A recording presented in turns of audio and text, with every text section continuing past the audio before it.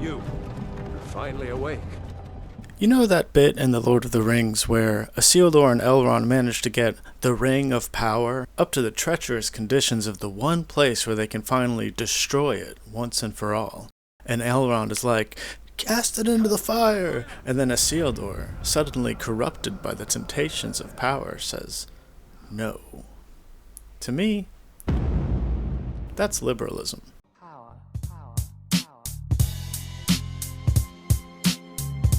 So this word has an interesting meaning that I think most people who know or use the word don't really think about. I know from experience that in the USA especially, it has a unique usage which hides its history. I really don't think people should want to be liberals, but at the same time, I think most people don't realize that these folks are liberals too, even if they really think they're not. Now, this isn't horseshoe theory, but speaking of horses, Western. Thank you for keeping us all safe. Uh-huh. I, for one, appreciate it. Be well. Liberalism is a Western term, and by that I mean it is a colonial and imperialist term. If you don't know what I mean, you can watch other videos I made to catch up, but in short, it comes from a time and place where some colonial empires were getting very rich off of slavery and genocide, and rich people there, wanting to get richer, started engaging in a lot of talk about rights, like human rights. This eventually started to become a large-scale political movement, not exactly because of the slavery that was going on, even though a lot of people had definitely already been very against slavery for a long time.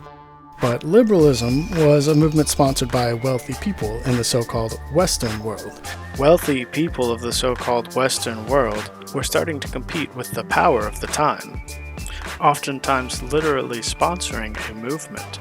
People started talking rather publicly, pushing ideas about liberty, which, hey, that sounds pretty good, right? But here's the tricky part. This idea wasn't new, it was just constantly suppressed by power. And in the past 10,000 years or so, power, in the form of the oppressor, has had a lot of time to learn to control its subjects.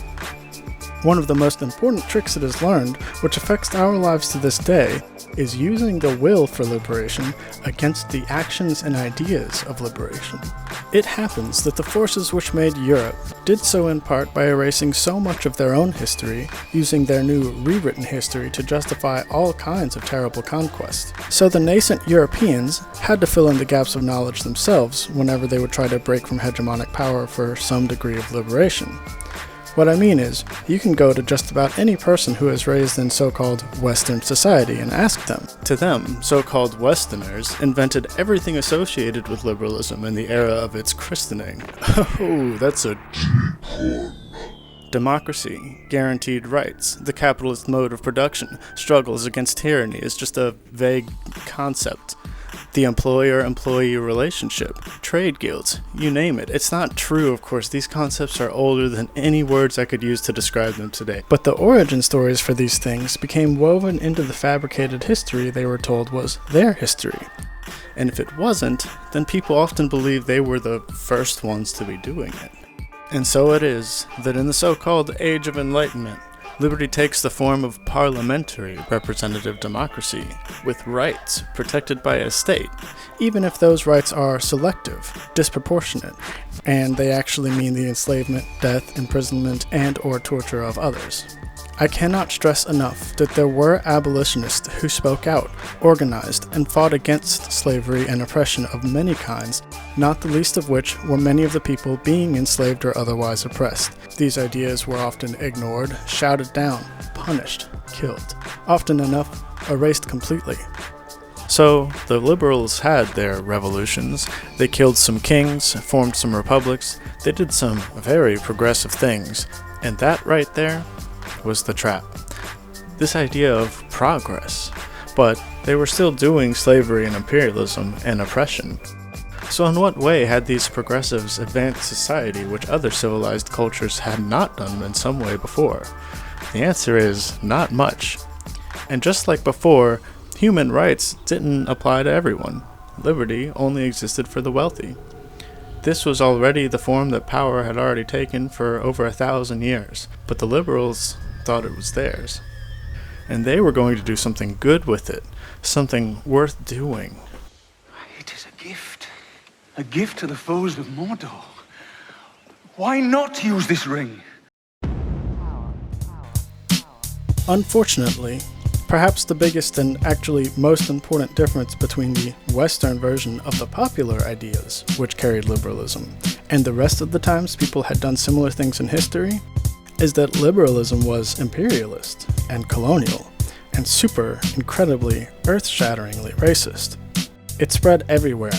It called itself freedom, and it called itself progress, and it called itself democracy.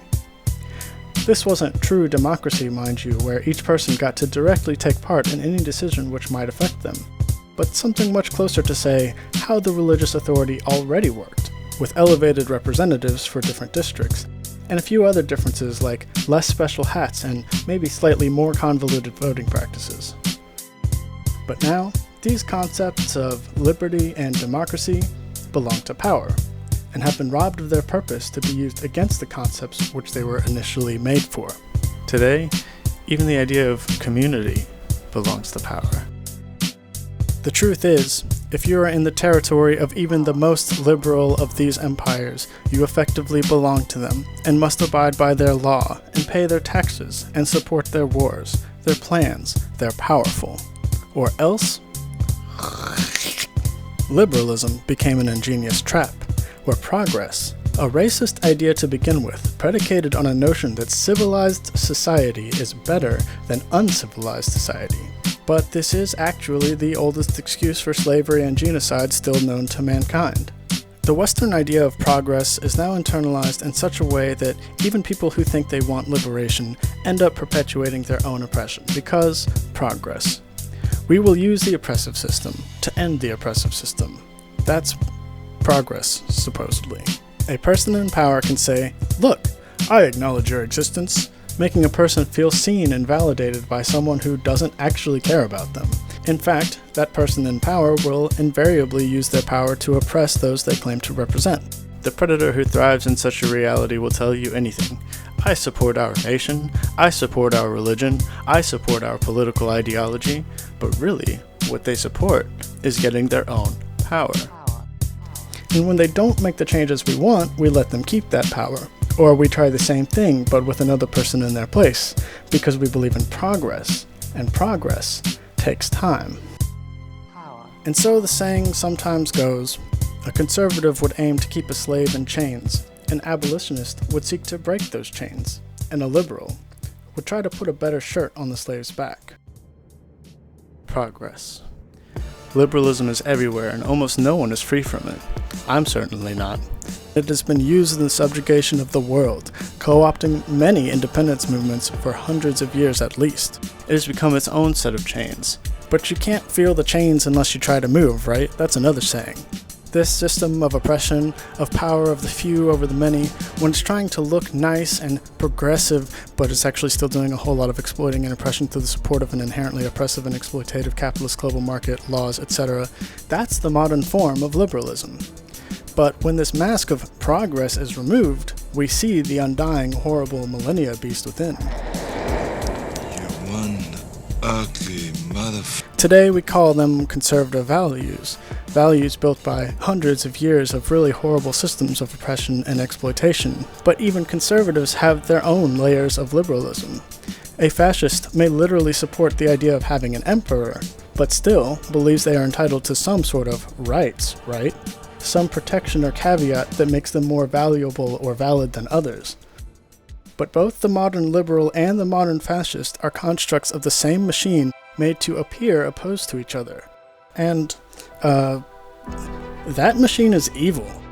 And that's why in Star Wars, the Resistance people, armed and organized with no political authority, instead of making a new republic or whatever, they should pledge to fight oppression and build mutual aid infrastructure indefinitely, recognizing that progress to a perfect utopia is impossible. Conflict is inevitable and must be adapted from, and undoing the damage and learning the mistakes of the old republic means doing more than just trying to make a better one.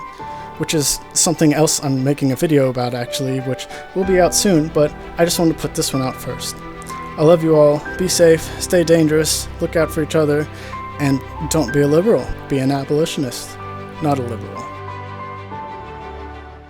Oh, also, I really want to recommend Saint Andrewism is a channel I found recently, and it's just amazing because like a lot of things that I've been trying to figure out how to say effectively for years now, this person is doing, just knocking it out of the park, video after video. So I really recommend going to check them out. Oh yeah, my patrons, oh god, thank y'all. My patrons are so great, and I really want to give a shout out to these people right here. And yeah,